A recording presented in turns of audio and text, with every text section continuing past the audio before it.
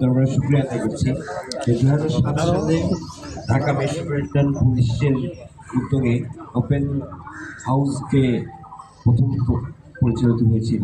তারপরে আজকে দীর্ঘদিন পরে আমরা ওপেন হাউস ডেতে আসার আমন্ত্রণ পেয়েছি এবং আল্লাহ মহারাবুল আলামিন আজকে আমাদেরকে এখানে এনেছে।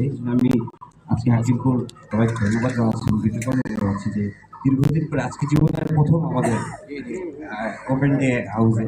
যদিও আমি এই পৌরসভার 10 বছর মেয়রের দায়িত্ব পালন করেছি, কিন্তু আসলে ওপেন হাউস ডেতে আসার সৌভাগ্য আমাদের হয়নি, আজকেই প্রথম। এই জন্য আমরা শুক্রিয়া আদায় করছি।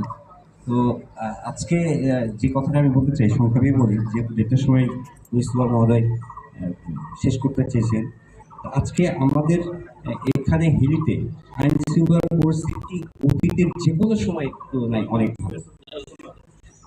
আমি তো 10 বছর এই পৌরসভার মেয়র ছিলাম, এই জন্য পুলিশের সঙ্গে আসলে সবসময় সম্পর্কটা অনেক নিবিড় ছিল। আমরা সবসময় নেতিবাচক দৃষ্টিকোণ থেকেই দেখি, কিন্তু ইতিবাচক দৃষ্টিকোণ থেকে একটু দেখেন যে একটা ওসি একটা পুলিশ কত ঘন্টা ডিউটি করে। রাত 2টা পর্যন্ত তো আমরা ওনাদেরকে থানাতেই দেখি, তারপর রাতে যখন ঘুমাই কখন, আবার সকালে এসে ওনারা অফিস করে কখন। আসলে আপনি চিন্তা করেন যে আসলে একটা মানুষের পক্ষে কি এইভাবে সার্ভিস দেওয়া সম্ভব? একমাত্র পুলিশের পক্ষে এটা সম্ভব বাংলাদেশে। দেশ স্বাধীন 1972 সালে, আর আজকে 2025 সাল। এই দেশকে তো সুরক্ষা কে করেছে, কে রেখেছে? পুলিশরাই।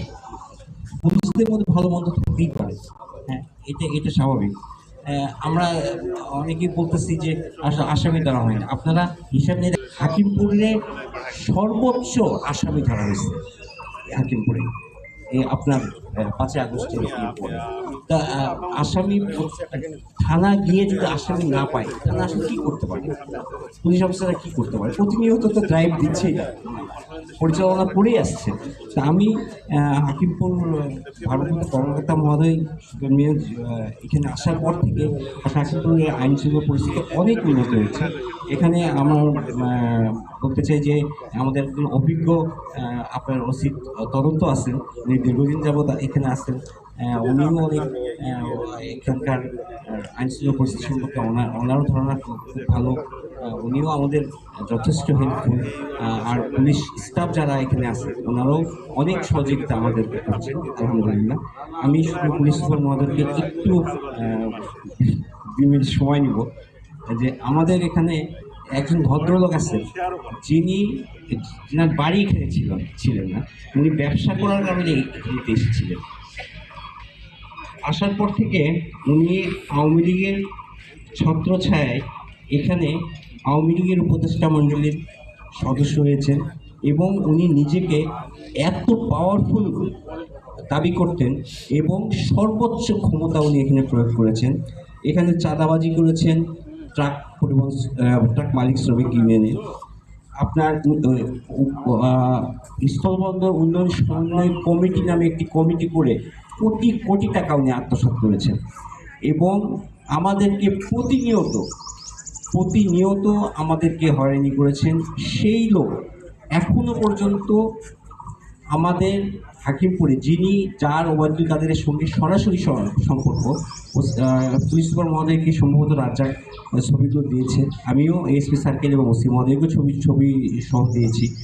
উনি ভারতের পতাকা গায়ে নিয়ে উনি ছবি তুলেছেন। ওনার আমি কয়েকদিন আগে শুনেছি উনি একটি পাসপোর্ট বাংলাদেশের ভিসা 1 বছরের মাল্টিপল ভিসা ভারতের এই সময় পেয়েছে, যখন রুগীরা একদম যারা সিরিয়াস রুগী, মৃত্যুসজ্জার রুগী, তাদেরকে ভিসা দিচ্ছে না, কিন্তু ভারত সরকার ওনাকে ভিসা দিচ্ছে। পুলিশ সুপার মহোদয় যদি কাইন্ডলি এই বিষয়টা একটু দেখতেন যে আসলে ওনাকে ভারতের ভিসা এই অবস্থায়, এই বিগত 4 দিন আগে ওনাকে ভিসা দিয়েছে। হ্যাঁ, 1 বছর আগে 1 বছরের মাল্টিপল ভিসা দিয়েছে। আসলে আমাদের খুবই আশঙ্কা যে ইনি আওয়ামী লীগকে হিলিতে প্রতিষ্ঠিত করার সুপরিকল্পনা নিয়ে হিলিতে অবস্থান করছে। আমার সঙ্গে আপনারা সবাই একমত হবেন। বিষয় যে আমাদের এখানে 3-4 জন ব্যক্তি যারা হিলিপোর্টটাকে একদম শেষ করে দিয়েছে। এখন হিলিপোর্টে গাড়ি ঢুকে 100, কোনোদিন 50, কোনোদিন 60 একটা সিন্ডিকেট তৈরি করে এই 3-4 জন হিলিতে ব্যবসা করে হিলিপোর্টটাকে শেষ করে দিয়েছে। তাদের ম্যানেজার যারা আছে তাদের ম্যানেজার দল করে না। এখন পুলিশের ঊর্ধ্বতন কর্তৃপক্ষের নির্দেশ হচ্ছে যাদের আওয়ামী লীগের সঙ্গে সংশ্লিষ্ট আছে, যারা আওয়ামী লীগের পদ পদবিতে আছে তাদেরকে ধরতে হবে। কিন্তু এখন মজার বিষয় হচ্ছে যে তার ম্যানেজারের নামে উনি লাইসেন্স করে দিয়েছেন, সমস্ত টাকা উনি ইনভেস্ট করতেছেন, তার ম্যানেজাররা এখন ব্যবসা করতেছে। একটু পরে তোমাকে ফোন দিচ্ছি। আমরা এখন ওনাকে আর ধরবো না। আসলে তাকে আইনে, সে তো ব্যবসা করতেছে, তার তো টাকা নাই, সে একটা কর্মচারী। এখন দেখা যাচ্ছে যে হঠাৎ 5 আগস্টের পরে সে কোটি কোটি টাকার এলসি করতেছে, সে মালয়েশিয়াতে তার নামে এক্সপোর্ট হচ্ছে তাদের নামে। আমি যদি পুলিশ সুপার মহোদয় চান, আমি ওসি সাহেবকে নামগুলো আমি দিতে পারি, আপনারা তদন্ত করেন। আমার কথা সত্য, এটা সত্য না মিথ্যা আপনারা তদন্ত করেন এবং তাদেরকেও আইনের আওতায় আনতে হবে। ধন্যবাদ সকলকে এবং পুলিশ সুপার মহোদয়কে হাকিমপুর উপজেলায় আসার জন্য ধন্যবাদ জানাচ্ছি। আসসালামু আলাইকুম।